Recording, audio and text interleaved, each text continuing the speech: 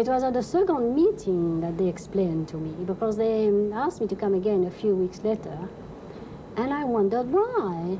So I went, and they said, well, we are very satisfied, very pleased about you. And I looked and I said, I beg your pardon? They said, well, you see, you would not know that, but even now we are able to make inquiries in France about some people, and we have made inquiries about you, and we are very satisfied with our inquiries.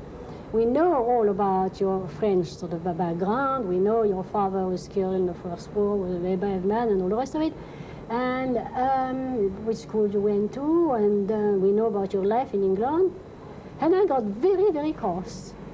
I said, I'm sorry, I failed to understand why you had to make all those inquiries. What do you think I am? Some sort of spy or what?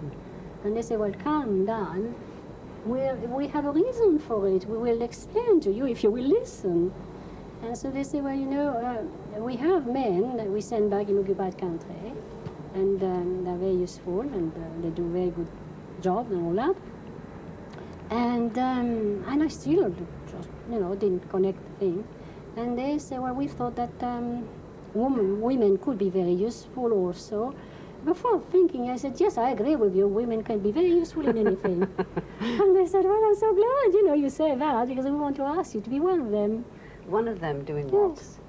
So exactly, that was my question. They said, doing what? Well, they said, go to France. And I said, yes, well, you know, doing what? I can't do anything. I just can't. You've got the wrong person altogether. I don't want to go. I have my children, and they come before anything else. And I am not capable of of doing anything there. They said, no, of course not as you are. But, you know, we would train you as we train our main agents. And I said, but I'm sorry, I don't even want to do the training. So what changed your mind and made you really go and do the training to become an agent? I think when it came to it, the way I was brought up was stronger than anything else. You know, the seed was there. Where were you brought up first? Well, I was brought up, I come from the battlefields of the Somme. And my family has always been there. And my family is from Picardy and Brittany. And therefore, it is always on the battlefield. In every war, my family loses the men of the families. Now we haven't got any men left. And their properties and everything. So I was brought up in that, you see. And my father having been killed 30 days before the armistice in the First War, my grandfather, every Sunday morning after church, we used to go onto the grave of my father. And my grandfather used to say to my brother and to me, one day, in 20 or 25 years' time, there will be a war. It will then be your duty, both of you, to do your duty for your country as your father did. But you know, if you are brought up like that for years, it's there, and then, you know, you get 18, you get married, you have your family, and it's pushed back, and you don't think about it. But I did realize, and I do realize, that if it were not for that upbringing, I would not probably have been like that. Were captured, yes? Yes. And then tortured. Yes. I mean, really, really badly, weren't you? Well, yes, tortured. I mean, terrible things, to my view. Physical torture. Torture? I think torture is bad, and it's really bad when it kills you. As it didn't kill me, I was just tortured. Where did you find your bravery from? From 1 minute to the other. Really? Yes, absolutely that. As they took, you know, every tunnel, for each one, I used to think, I survived that one. If I can survive the next one, then I don't know. But if I can survive the next one, perhaps I'll survive the next one after that. Now, that was very interesting. When they burned my back... They burned your back? Yes. Then they made a mistake. Because, of course, they didn't know really. They only knew things of the war about me. They knew nothing of my background or what I was. And they made a mistake.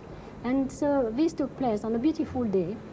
And we were at the top of a lovely house in the Avenue Foch in Paris, overlooking the Bois de Boulogne. And it was very warm, and so they had the window wide open, and they put me in a chair facing that open window.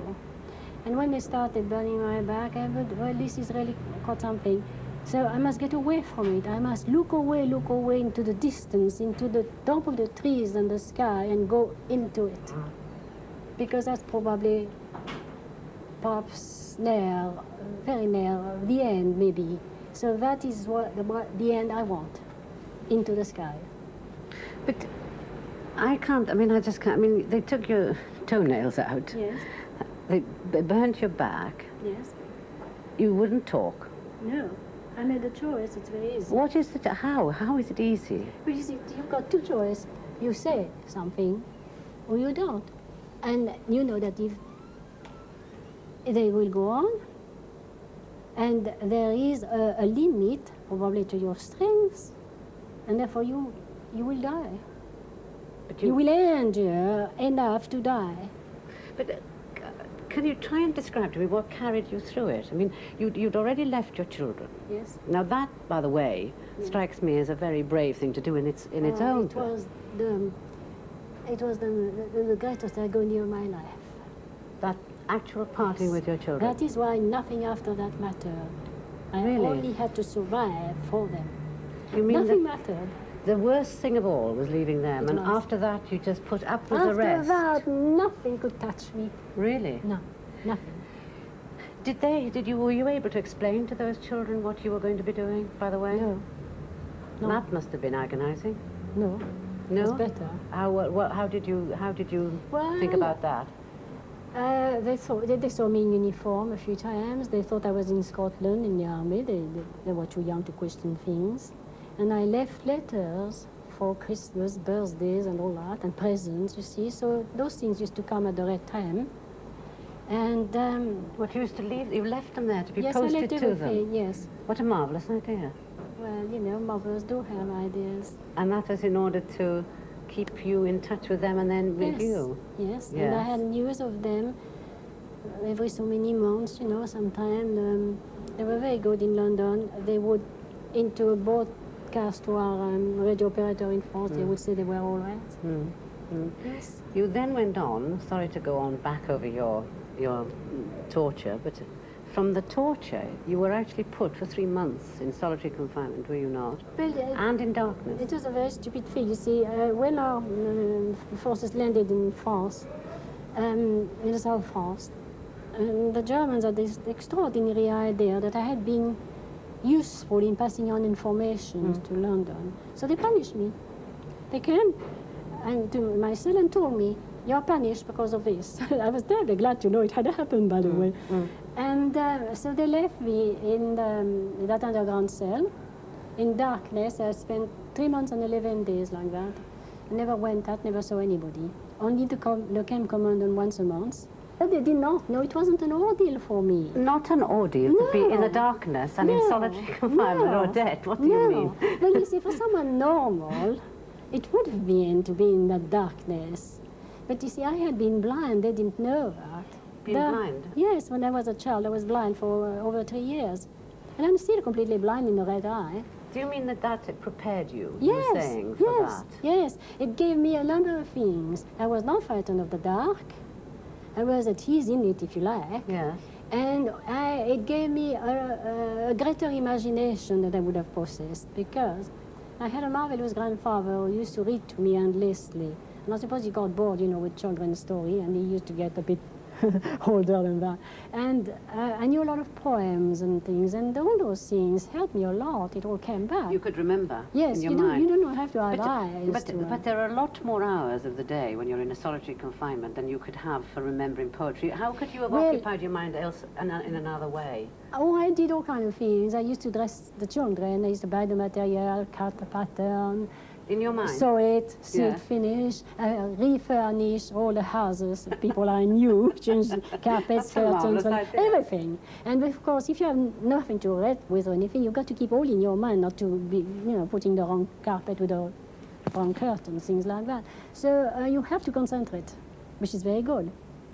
I used to try to put words to music.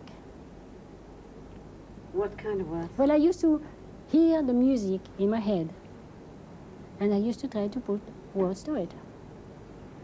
That would take up a lot of time. Yes, and you see, what was marvelous was that you really have to concentrate. if you have no record of it, it's all in your brain. You've got to keep it there, and you've got to concentrate on what you are doing. And so that was marvelous, really. And you know, it is a very strange thing to say. I was very free in prison. Very free. The walls were not there most of the time. Free of what? I can't explain it. Free of everything. Well, you couldn't worry since you were trapped about what was happening in the outside world. I can see that that gives you freedom of a sort. But you were also, must have been so lonely. Does that make No, I was not lonely, no. Why? No, and I wasn't lonely because I had a beautiful and very stupid feeling that I was helping by being there. Yes. You see, again, I can't explain this, but the fact that there I was, miserable physically as I was and all that, you know, with just 1 minute away from dying anyway, of natural death almost. I used to think, well, if I accept it in a certain way, I'm still proving something, and that's good. And therefore, the people around me who are suffering, I'm sharing their suffering as best I can. I'm trying to be strong for this one next door is being beaten, or I used to hear all that, and I used to hear someone at 6 o'clock every evening being beaten in the cell next to me. It was part of my punishment. And I used to concentrate on giving strength to that person. But it's a ridiculous thing to say. But you see, at the time, it was helpful to me to be of that use. Did you want to survive? I mean, although you had very little hope of surviving, didn't you? But I mean, did you want I had to survive. You had to survive. Yes. But was that, I mean, was it as simple a thing as to think that you would then see your children again? I mean, Oh, it was only for that. I had to survive for the children. Yes. I suppose I want to find out that you're more human than you seem to be. There seems to be superhuman that you could put up with all this in this isolation. No, it's because I am human. Yes, but what I'm saying is that in that Because I love people. Yes. And you see, if you love people, you don't ask questions. When something is needed, you do it. Could you even forgive the people that were torturing you, that were imprisoning Because you? I'm not interested. I saw them again. I saw the man who tortured me again after the war. I wasn't interested in him. I pitied him. But you Yes. didn't hate him? No, poor thing. I mean, those people are sick. No. You see, you can't. You can't put yourself in their shoes, so to speak. You can only look at them without feelings in a kind of a way. It's like somebody who would have some dreadful, I don't know what. And then you think, well, I mean, all right, I don't begin to understand them. I have nothing to do with them, so they don't matter. Have you arrived at a definition, do you think, of what you think is bravery? Why should I know it anyway? I think it's such bravery, if you call it that, is such a very personal thing to each one of us that in a kind of a way it's almost a pity the word exists. I think it should not exist. We should only know the way a person has dealt with a certain situation. Because, you know, we are all brave at one time or another during our life. And I don't know, what you call being brave is facing the situation, is it not?